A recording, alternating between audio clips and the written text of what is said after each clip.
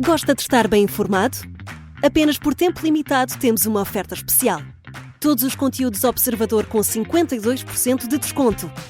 Ler as notícias que importam, ao minuto, artigos de opinião sem restrições ou acesso antecipado aos Podcast Plus e muitos mais benefícios. Tire a prova dos 9 e descubra as nossas ofertas. Flash Sale Observador. Mais benefícios, metade do preço. Assine agora em observador.pt por 1 ano com 52% de desconto.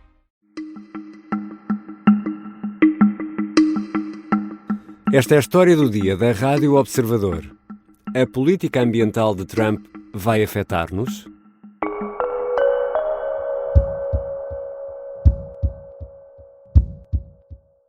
That is why today I will also declare a national energy emergency. We will drill, baby, drill. Donald Trump diz que os Estados Unidos estão a viver uma emergência energética e isso tem influência na inflação. Logo, na tomada de posse, o presidente norte-americano anunciou o regresso a uma política mais amiga dos combustíveis fósseis e menos amiga das energias renováveis. Trump quer perfurar, em busca do que chama de ouro líquido, petróleo, mas também gás, e ao mesmo tempo, e pela segunda vez, rasga o Acordo de Paris, retirando os Estados Unidos do esforço coletivo de tentar controlar o aumento médio da temperatura no planeta. Esta política ambiental vai ter consequências, más consequências para nós em Portugal e para nós enquanto planeta? É sobre isto que vou conversar com Miguel Miranda, ex-presidente do IPMA, o Instituto Português do Mar e da Atmosfera, e professor catedrático. Eu sou o Ricardo Conceição e esta é a história do dia, de quarta-feira, 22 de janeiro.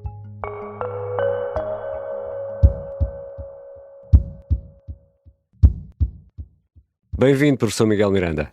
Olá, Ricardo. Professor, para início de conversa, qual é o grande objetivo do Acordo de Paris?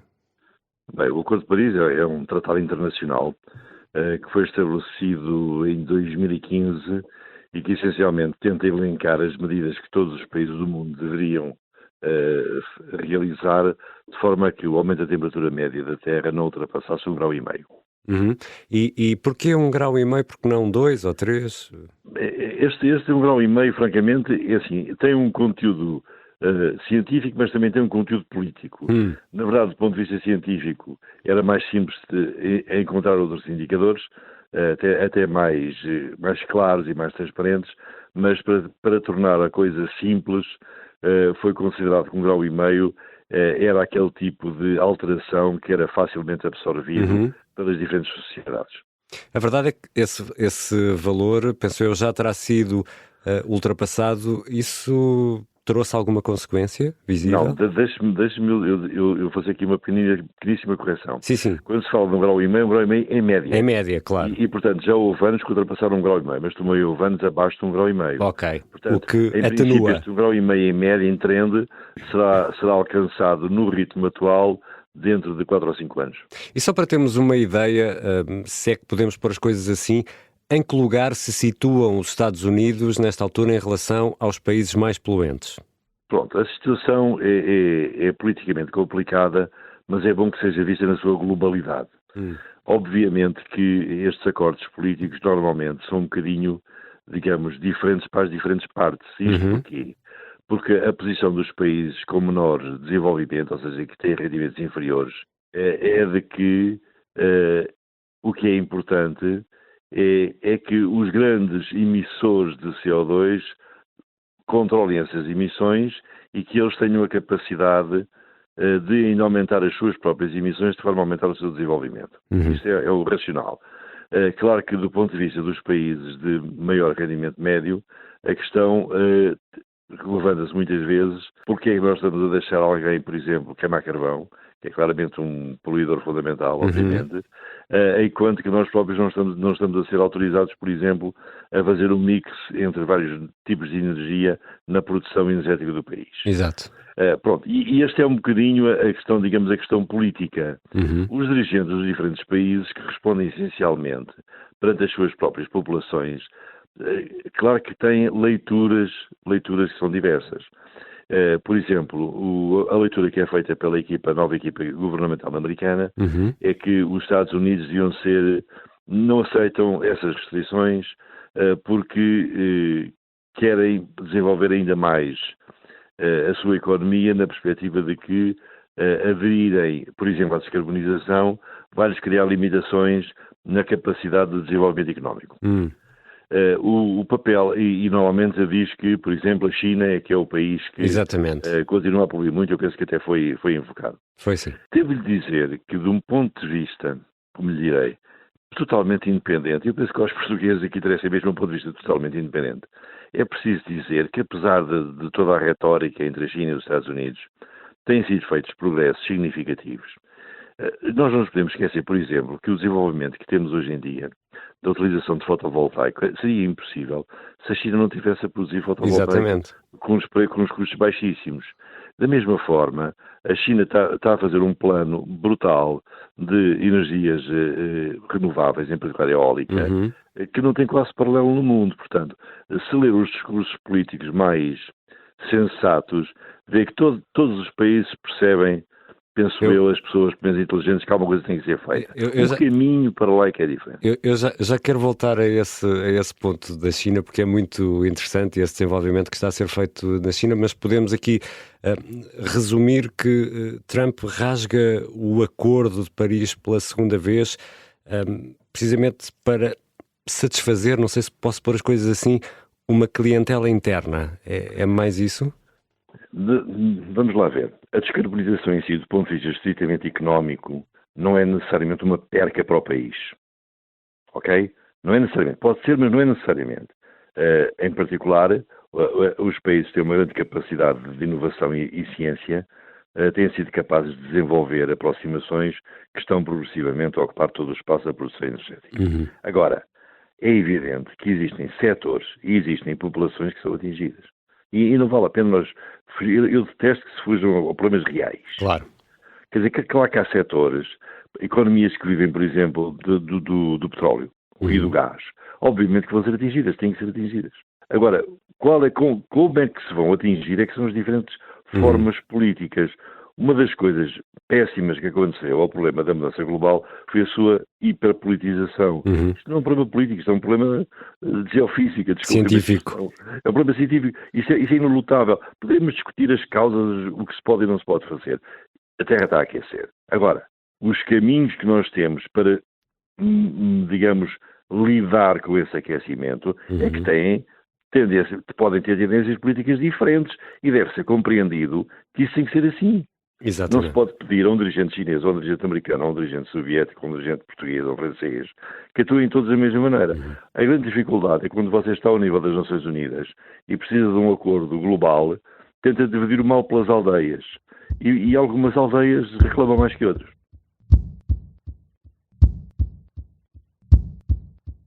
Já regressamos à conversa com Miguel Miranda, professor catedrático, ex-presidente do Instituto Português do Mar e da Atmosfera. E estas decisões de Trump podem ter consequências para nós, aqui em Portugal?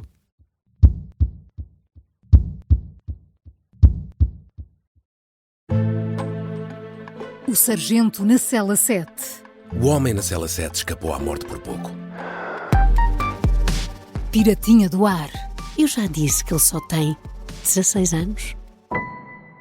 Um espião no Kremlin. Esta é a história escondida de como Putin montou uma teia de poder e guerra. O encantador de ricos. Todos queriam estar com ele, todos queriam ser vistos com ele e todos queriam fazer negócios com ele. Operação Papagaio. Dão-lhe a entender que o melhor é que também fique calado. Matar o Papa. Crono não está só disposto a matar, também está disposto a morrer. Um rei na boca do inferno. A mansão da boca do inferno está cheia de espiões e informadores, por dentro e por fora. São histórias que fazem parte dos Podcast Plus do Observador. Pode ouvir no site do Observador, nas plataformas de podcast e no YouTube. Podcast Plus é mais do que um podcast. Estamos de regresso à conversa com Miguel Miranda, professor catedrático, membro de diversas organizações internacionais, é de resto diretor do Air Center.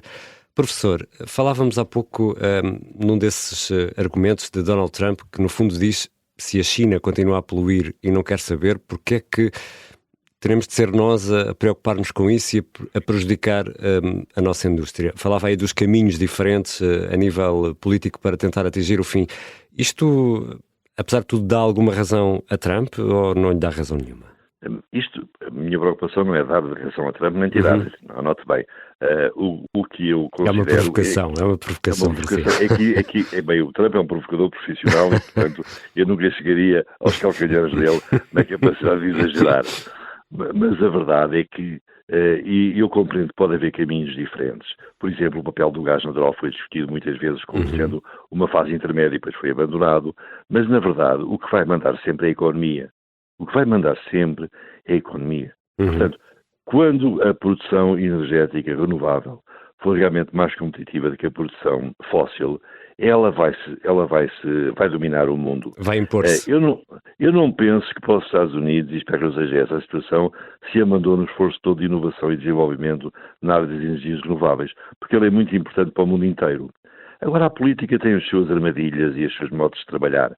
E normalmente os decisores tendem sempre a alinhar com, desculpe-me a palavra, as percepções daqueles que os elegem. Às vezes mais do que a ciência, ou às vezes mais do que seria racional. Mas sabe que a nossa vida também não é só feita de razão. Exatamente. Também é feita de emoção. Mas, e a professora há pouco falava disso e do investimento chinês, por exemplo, na investigação e nas energias renováveis. Isto para os Estados Unidos não é também, do ponto de vista económico, um passo atrás? Este regresso ao gás e ao petróleo em detrimento, por exemplo, da eólica? Tudo vai depender se esse regresso é feito para, na verdade, potenciar um futuro diferente, que é uma situação possível. E eu já não sou novo, e quando a pessoa chega a uma certa idade, sabe que nós dos políticos temos que ouvir apenas, eu diria, mais a música do que a letra. E é como nas canções. E a música que você tem que ouvir, penso eu, é que é importante que o caminho para a descarbonização não destrua rapidamente partes significativas da economia e que não ataque rapidamente frações da população. Eu, por exemplo, sempre fui bastante cético em relação ao chamado mercado de carbono exatamente por causa disso. Porque eu penso que um dos efeitos perversos é tal aumentar os custos dos combustíveis, que indiretamente aumenta os custos dos alimentos e, portanto, na verdade, é um ónus enorme. No fundo, penaliza todos, não é? Penaliza toda a gente. Penaliza todos e penaliza mais os mais frágeis. E, portanto, eu tenho a consciência que o CO2 tem mesmo que ser reduzido, né? E diria que provavelmente uma parte vai ter que ser por lei, por ser proibido. Mas sei que, para ser possível fazer-se isso sem uma oscilação da capacidade social, vai ter que haver, do lado da ciência e do lado da inovação, a capacidade de apresentar alternativas que sejam realmente melhores. E há em seu entendimento, há plataformas para isso? Ou estamos aqui a cair num lado mais radical na defesa do ambiente e menos razoável? É assim, eu vou-lhe dizer do ponto de vista da esperança, não é? Nós às vezes também temos que ter alguma esperança. Claro. A minha esperança é que este processo não seja apenas liderado pela China. Mas se os Estados Unidos se retiram disso, não há esse risco? Exatamente. Portanto, eu acho que o risco da retirada dos Estados Unidos, se não for feita de uma forma a manter o esforço de investigação e desenvolvimento nesta área, criará uma situação em que a liderança, do ponto de vista tecnológico, vai ser feita pela China. E nessa altura já não serão apenas os painéis fotovoltaicos, são também os automóveis, são também os comboios, os caminhonetes, os transportes, se calhar os aviões. Portanto, isso obviamente que não é para um país europeu como Portugal uma situação desejável. Mas que consequências então é que tudo isto pode ter para nós? Ou não vai ter uma consequência direta assim palpável nos próximos tempos? Assim, eu diria que isso vai muito depender das ações dos governos de Portugal em relação a isto. Mas nós temos 900 anos de história e sempre conseguimos navegar... E vamos sobrevivendo. E sempre conseguimos navegar entre grandes potências. Obviamente que havendo uma redirecionamento dos Estados Unidos. E, por exemplo, aqui o West Center, onde eu trabalho, tem uma grande relação com os Estados Unidos, que penso que se irá manter, obviamente. Havendo uma redirecionamento, a Europa vai ter que reagir de forma Porque a Europa vai no sentido contrário, não é? Exatamente, vai ter que reagir de forma compatível e Portugal vai ter que escolher as suas, digamos, ligações e amizades de uma forma muito inteligente e sempre a defender, em primeiro lugar, os interesses portugueses, porque, tal como nos Estados Unidos, na China, na Rússia ou aqui, é sempre importante os governantes perceberem que também têm como missão defender a vida e a qualidade de vida dos seus habitantes. Professor Miguel Miranda, só para terminarmos a nossa conversa e para percebermos em que ponto estamos, afinal, isto do ponto de vista científico, estamos perto do tal ponto de não retorno ou é um exagero estarmos a pensar numa situação dessas? Bem, é assim, os pontos de não retorno, aquilo que se chama em inglês os tipping points, têm sido discutidos na ciência N vezes, mas é preciso compreender que a capacidade que nós temos de, como diria, determinar de uma forma objetiva e indiscutível onde é que está o ponto de não retorno não é fácil. Eu dou-lhe, por exemplo, um exemplo muito recente que tem a ver com os incêndios da Califórnia. Exatamente. Os incêndios da Califórnia são um fenómeno meteorológico conhecido, não é nada completamente novo. E de resto já falámos deles aqui na história do dia e sobre, por exemplo, os ventos de Santa Ana. Exato, os ventos de Santa Ana é um fenómeno muito conhecido que desta vez tiveram um impacto grande. A única questão que é fundamental perceber-se é que ele não foi incêndio florestal, foi incêndio urbano. Mas pronto, mas isso é um detalhe. Também tem a ver com a situação específica ali em Los Angeles, não é? Claro, e com a pressão, o facto de não haver elementos que sejam resistentes ao fogo nas áreas construídas, mesmo daquelas pessoas que têm tanto dinheiro, que não nos faz confusão porque raio é que não os têm, mas pronto, mas isso é outro detalhe. O que eu queria dizer é que, por exemplo, um dos tipping points tem sido muito falado, que é a chamada corrente do Atlântico Norte, conhecido pela sigla americana AMOC, como estando praticamente a parar. Devo dizer que é um artigo da semana passada dos colegas do Woods Hole, que demonstram que isso não é exatamente verdade. Ou seja, nós não conhecemos assim tanto do sistema terrestre. E sobre os fogos da Califórnia, eu não posso esquecer que o Brian Hoskins, que é um cientista inglês de um nível muitíssimo elevado, aliás, já retirado, foi o primeiro a dizer que atenção, esta questão das sequências de anos muito úmidos e anos muito secos é uma coisa que os nossos modelos não estão a capturar. Portanto, é assim, a ciência tenta fazer o melhor possível, mas aquilo não é a verdade, ok? Aquilo é a melhor informação que a gente tem do que vai ser a verdade. Naquele momento. Muito obrigado, professor Miguel Miranda. Não tem de quê.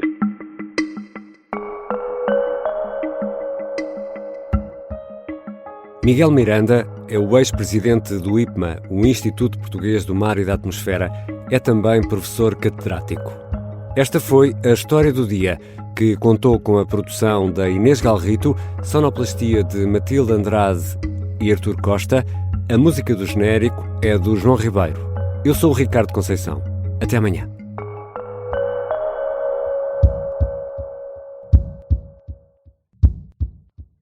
Se gostar deste podcast, pode seguir, dar 5 estrelas e comentar o episódio na Apple Podcasts ou no Spotify. Pode também subscrever e gostar no YouTube. Assim recebe uma notificação sempre que houver um novo episódio.